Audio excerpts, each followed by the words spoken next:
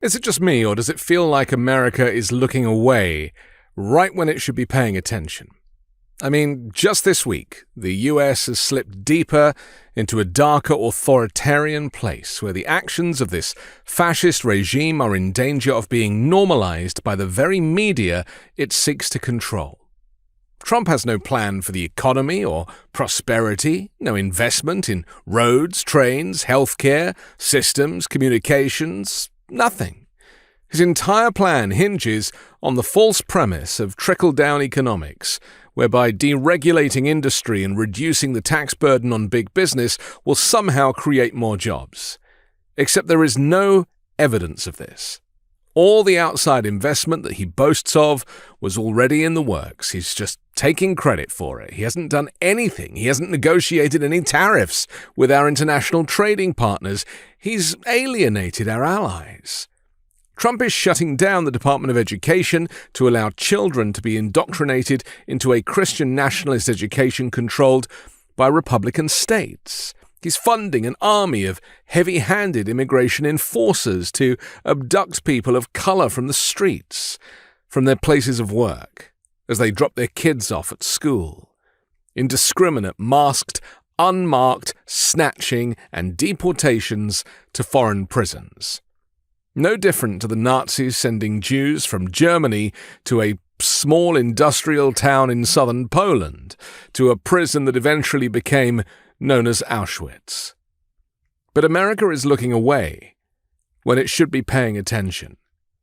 The news media is looking away, white, wealthy TV executives who haven't a clue about what is happening because it doesn't affect them. Yet. Trump is starting with the immigrants, but soon he will extend his net to the gays and the Jews. He's already banned all Muslims from entering the country, but if you weren't a Muslim, you might not have noticed or even cared.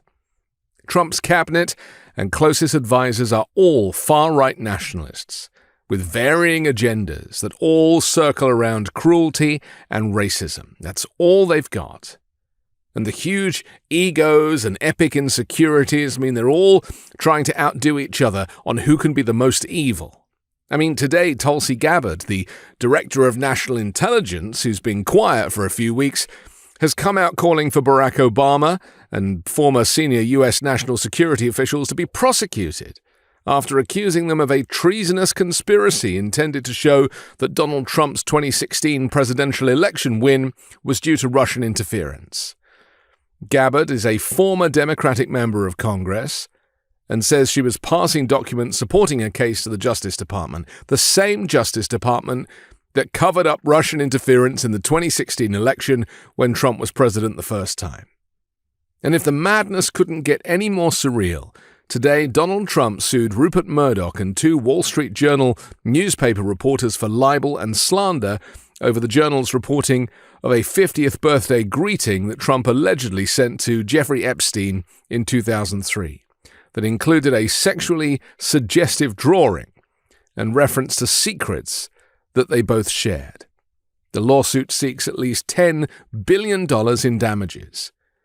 Trump, suing the man that grew his brand, repeated his conspiracies, and helped him win the election. That's how batshit crazy he is. Public perception is everything. It's worth way more than a quid pro quo, let alone a friendship with Rupert Murdoch. And then Trump said this morning that he was thrilled by the news that CBS is cancelling the decades-running Late Show with Stephen Colbert. He said, "I hear Jimmy Kimmel is next, has even less talent than Colbert." This comes as no surprise to any of us. Before we start the show, I want to let you know something that I found out just last night. Next year will be our last season. The network will be ending The Late Show in May. And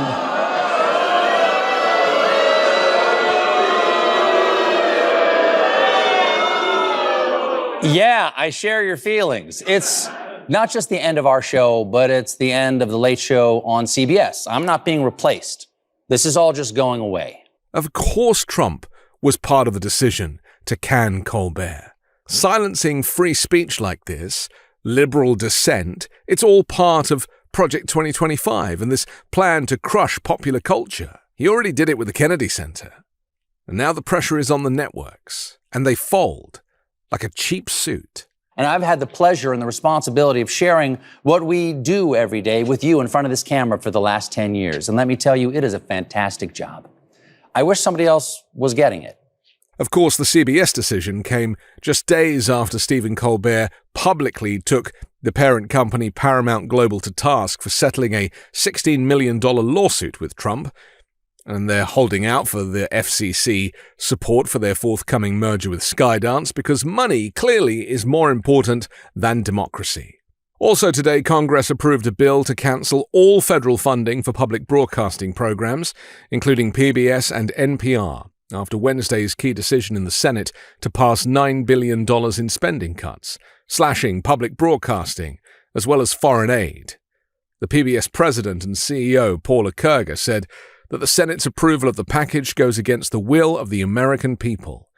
Similarly, NPR CEO Catherine Ma said, nearly 3 in 4 Americans say they rely on public radio stations for alerts and news for their public safety. Gone. Why? Trump hates to be held accountable. You criticize him, you go. Fired, shuttered, silenced.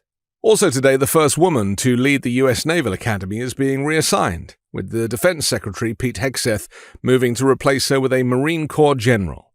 The decision marks the first time in nearly the 180-year history of the Academy that a Marine Corps officer has been nominated to take charge. Why? MAGA Republicans are scared of women, because deep down they know that they are smarter and more capable than they are. And of course, in April, he already fired the U.S. Navy Vice Admiral Shoshana Chatfield, who served as the U.S. military representative to the NATO Military Committee. Why? For being female. I'm straight up just saying we should not have women in combat roles, the former Fox News weekend host told a podcaster back in November. It hasn't made us more effective, hasn't made us more lethal, has made fighting more complicated. War fighters. We never heard that phrase until Pete Hegseth showed up. Also today, we heard that the Trump regime has decided to destroy $9.7 million worth of contraceptives rather than send them to women abroad in need. You see the pattern? Women, migrants, the poor, black and brown people, the marginalized, the compromised, all on the table for eradication under this regime. Now, feel free to look away. It is easier. But for those sticking around, it's time to stand up to all of this with your voice, with your protest, and with your vote. I'm Anthony Davis. You can find me on the 5 Minute News YouTube channel and podcast, on Wednesdays co-hosting Uncovered, and on Sunday on The Weekend Show with MeidasTouch. The truth is more important than ever. Check out our new Truth Over Lies collection at store.meidastouch.com. All 100% USA union made.